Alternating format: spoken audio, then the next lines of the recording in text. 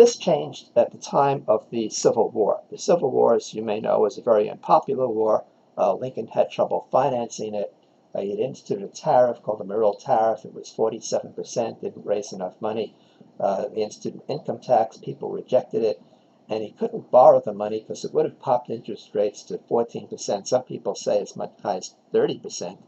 Had that happened, the value of bonds would have gone down. The banking system in those days, they were chock full of bonds that would have bankrupted the banking industry. So if you can't borrow the money and you can't tax the money, what do? And Lincoln had this very brilliant Secretary of the Treasury. His name was Salmon Chase. He said, well, we'll just print it. And you see in the example of the money they printed, they were called greenbacks. You see Salmon Chase's picture in the upper left-hand side. He was a very brilliant attorney, one time an aspirant to be president himself. And how do you get people to accept the paper money when they're expecting gold or silver? And the answer is they made it legal tender. I don't know if you can read the bottom of the bill there. It says this is a legal tender. Now, legal tender, you will recall, is not something that was given to the government. So they didn't have the power to issue legal tender. And as you might imagine, this caused a lot of controversy. There was a lot of litigation. And then after the Civil War, Salmon Chase is now the Chief Justice of the Supreme Court, the Chief Justice, and these legal tender cases percolate up to him, and it's up to him to decide whether or not what he did was proper. And in the first case that came before him is called the Hepburn versus Griswold case. He said there is no legal tender power. He said we printed this money out of necessity as a war measure, and he struck down legal tender.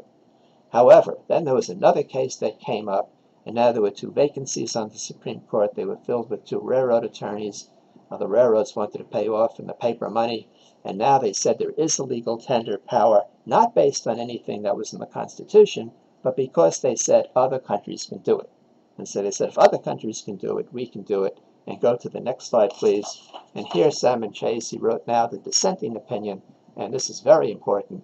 He says the legal tender quality of money is valuable only for the purpose of dishonesty.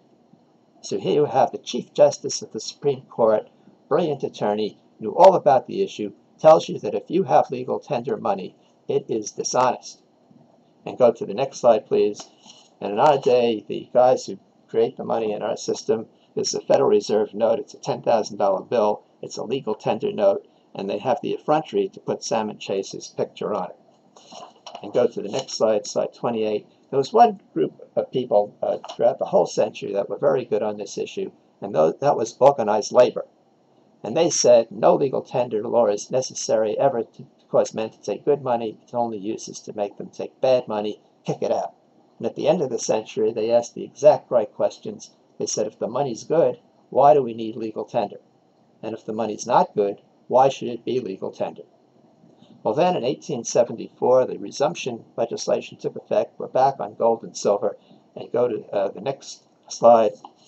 By the way, you'll notice, when you see gold coins from that period, they're all in pristine condition. And I'll tell you why in just a minute. The only place where gold coins actually circulated was in California. And you'll see why just right now. And go to the next slide. I want to talk now about fraudulent behavior by banks.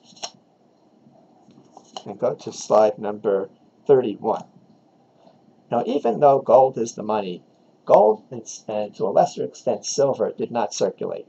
And there are 4 reasons for this. And now we get to what I think is a very interesting part of this presentation. The fact is, gold is a very soft metal, and so if you had gold coins and passed them around, eventually the gold would wear out. You'd lose the value of the coin. Secondly, it's very heavy. It's 19 times heavier than water. So if you had a bunch of gold coins in your pocket, at some point your pocket would rip. You'd lose the coins. Thirdly, they're too valuable for small purchases. You couldn't buy lunch, say, with a small coin. And finally, they're liable to be stolen.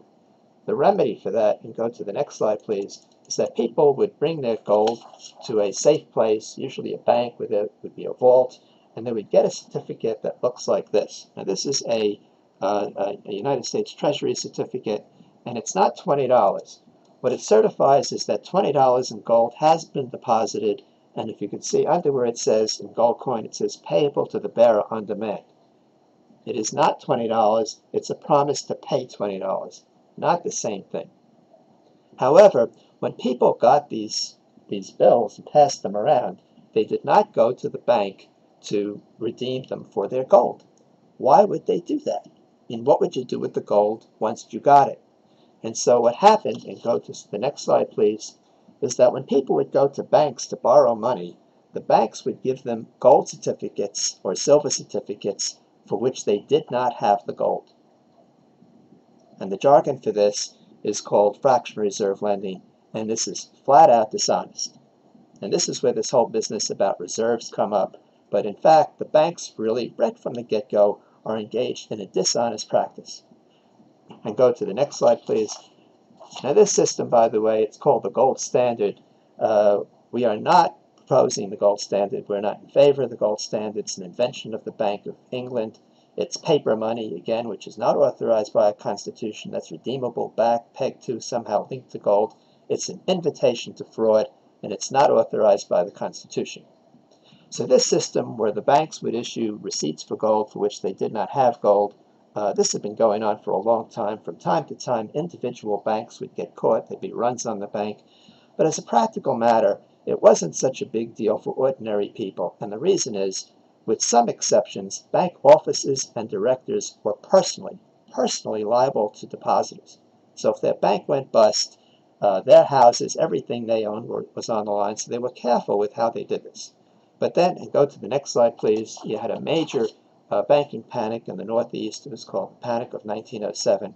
And here, it was a regional panic.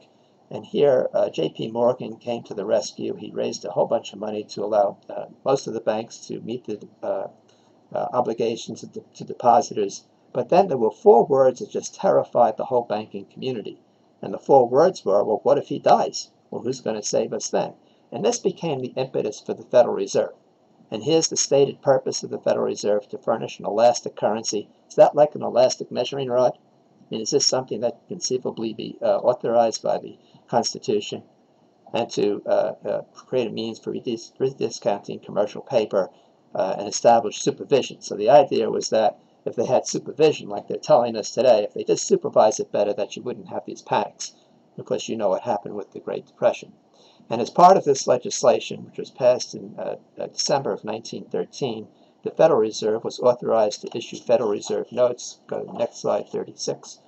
And this is a sample of what the Federal Reserve's notes look like. Now notice there's nothing here about legal tender. It's just a promise to pay the bearer on demand $20. It is not $20.